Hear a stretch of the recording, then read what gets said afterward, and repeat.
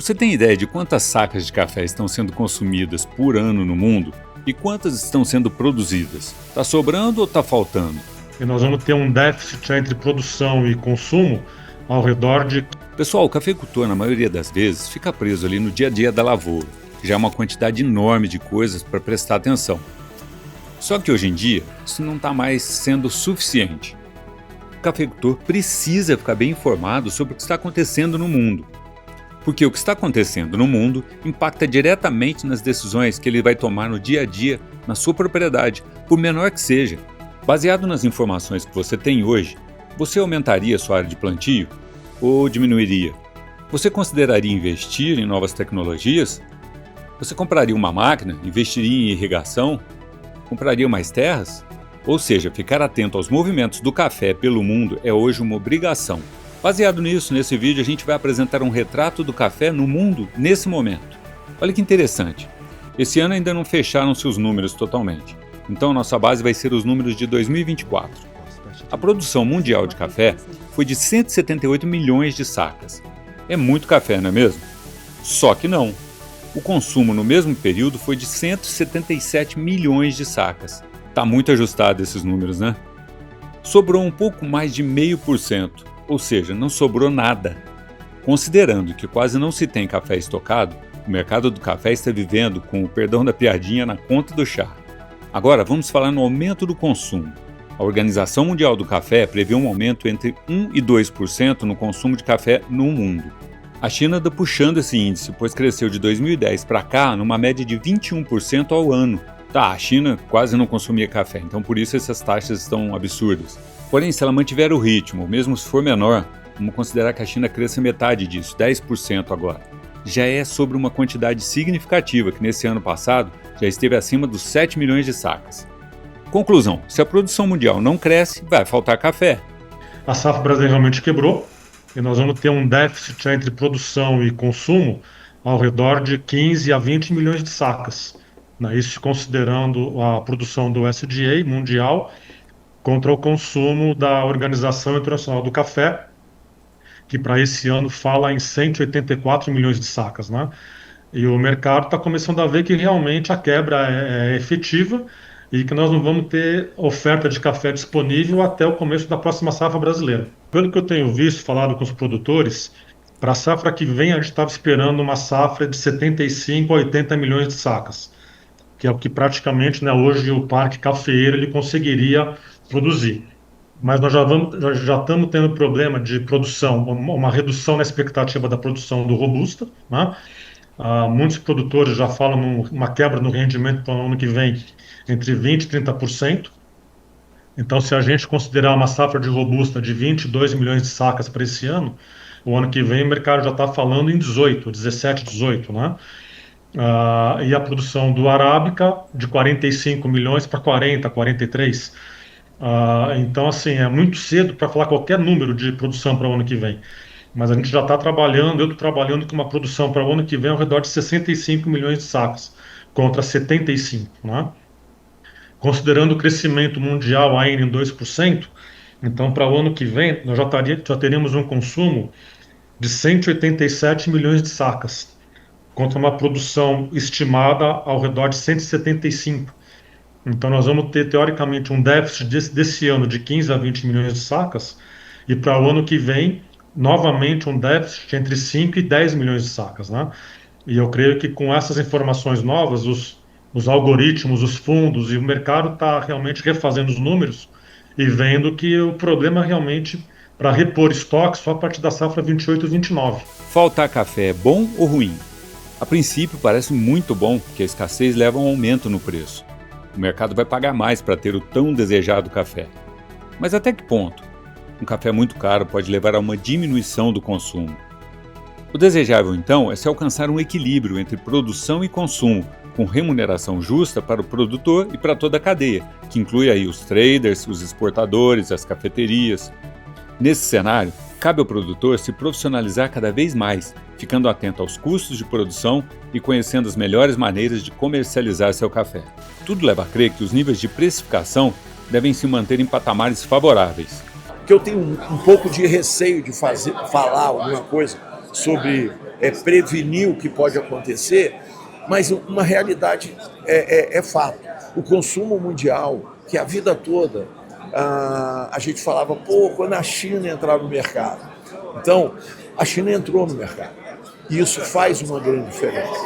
Dentro da nossa indústria, o nosso maior cliente na indústria de café solúvel é a Indonésia. É um país produtor, mas é um país que tem 300 milhões de habitantes numa ilha desse tamanhozinho. Se a Indonésia se tornou um grande consumidor, imagina agora isso chegando na China. Então, a minha avaliação é que o mercado, que historicamente ficou nesse patamar de $1,60 por libra-peso, vai mudar. O sarrafo vai subir. Eu não sei em que nível. Não vai ficar em 1,60. A gente mudou o sarrafo. Agora, o produtor tem que ser eficiente e nos seus custos e na sua produtividade para estar preparado para o preço que vem aí.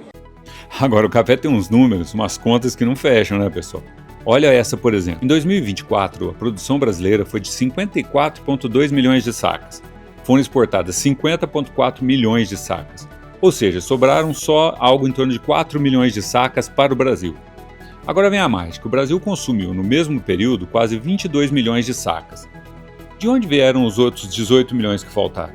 Eu perguntei para o chat GPT e ele me disse que vieram de estoques acumulados de outras safras. Eu acho muito café para estar estocado aqui, hein? Se alguém souber como foi feita a mágica, deixe nos comentários, por favor. E aproveita para deixar o like também, para dar aquela força pro vídeo. E pessoal, foi notícia também a invenção de um capixaba, o Anatalício dos Reis, que criou uma máquina para limpar café. A invenção dele foi premiada, patenteada e já despertou interesse de holandeses e chineses. Olha essa matéria da Gazeta do Espírito Santo. Você acha que só grandes empresas podem inovar no campo? Então presta atenção nesta história. E se eu te dissesse que um capixaba de Vargem Alta, chamado Anatalício dos Reis, virou esse jogo sozinho? Ele construiu uma máquina que limpa até 420 quilos de café por hora. Mas calma, tem mais. Esse invento rendeu 3 prêmios internacionais e interesse da China, Holanda e empresas do mundo todo. Participei o maior evento internacional e mundial. Tive muita felicidade de estar trazendo 3 prêmios para casa, né? Graças a Deus, os jurados ficaram encantados. Eu sou entre as poucas pessoas que conseguiu o primeiro lugar na mesma categoria. Então, assim, hoje eu sou uma pessoa muito gratificante por tudo que aconteceu. E vamos dar uma olhada no mercado? Vamos ver como estão se comportando o mercado físico e as bolsas. O mercado oscilou para baixo na semana passada, porque tiveram notícias de chuva. Parece até quadrilha de festa junina, né? Olha a chuva, o mercado desce. É mentira, o mercado sobe. Esse mercado é mesmo muito maluco. Nova York ficou nos 367 centavos de dólar por libra-peso. E Londres fechou em 4.498 dólares por tonelada. No mercado físico tivemos uma queda, e essa semana começou com leve recuperação. 2.200 está sendo o maior preço pago. E o menor em Maringá, ficou abaixo dos 2.000. Conilon fechou em 1.280 a saca.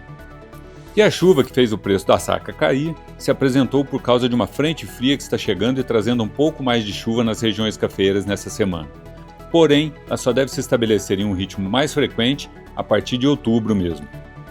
Agora, chuvas regulares mesmo vêm principalmente ao longo, né, do mês que vem. Tá? Vocês vão perceber que é o seguinte: tem essa frente fria que está passando hoje, ela vai ter aí umas, né, até quarta-feira ainda tem chuva, aí depois vai esfriar bastante, né, vai dar aquela sensação de inverno de novo, aí a gente vai ficar alguns dias secos, que é aquela pós-frontal ainda típica de inverno, e depois volta tudo de novo, aí começa a chover de novo no sul, e aí as frentes frias voltam a se deslocar, e aí, né, começa de fato o período úmido, tá? Então a gente deve ter mais ou menos esse retrato aí, principalmente para essa área aí entre Mato Grosso do Sul, São Paulo, né, Goiás, essa parte mais ali do Cerrado Mineiro, Triângulo Mineiro, sul de Minas, né, vai ter mais ou menos esse padrão, viu, Erickson? Chove agora, aí depois dá um tempinho e depois volta a chover, aí daqui mais ou menos uns 7, 10 dias, e aí essa chuva, essa próxima vem para ficar. E pessoal, vamos falar de roubo de carga de café. Sabe onde? Nos Estados Unidos.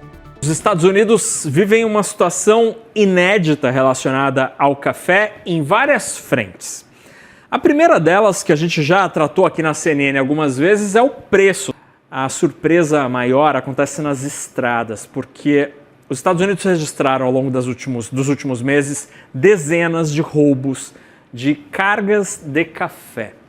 São caminhões que saem dos portos e dos armazéns e distribuem o café pelo país para, por exemplo, torrefadores. E vários casos de caminhões que estão sendo desviados. A violência não é como no Brasil, onde, infelizmente, ladrões armados roubam cargas pelas estradas do Brasil. Nos Estados Unidos, o que está acontecendo são empresas de fachada que estão sendo abertas por ladrões, por criminosos, para roubar esta carga. Um caminhão de médio porte, 20 toneladas, tem uma carga estimada em 180 mil, 200 mil dólares em café, dá mais de R$1 milhão. É uma carga muito preciosa que o valor cresceu muito ao longo dos últimos meses. Diante destes problemas, a Associação Nacional do Café dos Estados Unidos discutiu este assunto na reunião anual em março, que aconteceu no Texas, e na semana passada distribuiu uma cartilha anti-ladrão aos mais de 300 associados. Entre as dicas propostas pelos americanos, pelo setor do café, aos seus associados, estão algumas que os brasileiros já conhecem há muito tempo, porque infelizmente a gente convive com a violência há muito tempo. Por exemplo, só contratar caminhões que sejam rastreados 24 horas por satélite. E aqui no Brasil, o café também está muito desejado pelos ladrões. Na noite de ontem, uma família foi rendida por alguns autores que levaram desta propriedade um caminhão com uma carga de café.